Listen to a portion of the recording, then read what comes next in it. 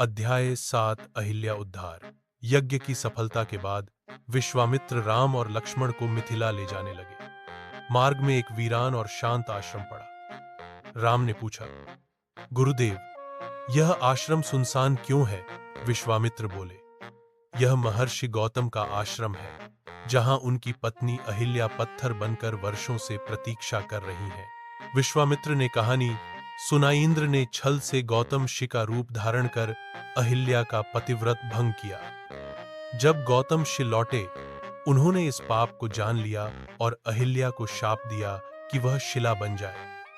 परंतु उन्होंने यह भी कहा कि जब भगवान विष्णु का अवतार राम इस आश्रम में आएंगे और उनके चरणों का स्पर्श होगा, तब वह पुनः देहधारी बनेंगी। जैसे ही राम आश्रम में प्रविष्ट हुए, उनके चरणों का स्पर्श होते ही शिला रूपी अहिल्या जीवित हो उठी।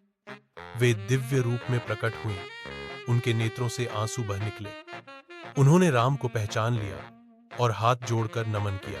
गौतम ऋषि भी वहां प्रकट हुए। उन्होंने अहिल्या को पुनः स्वीकार किया और राम को प्रणाम किया। पूरा आश्रम पुनः जीवंत हो उठा। यह केवल एक शाप मुक्ति नहीं थी, बल्कि नारी गरिमा की पुनर्स्थापना थी। राम ने यह सिद्ध किया कि यदि कोई स्त्री पश्चाताप कर धर्म के मार्ग पर लौटे, तो समाज को उसे सम्मान देना चाहिए।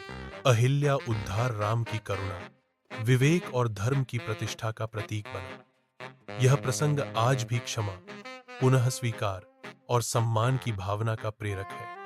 जय श्री राम।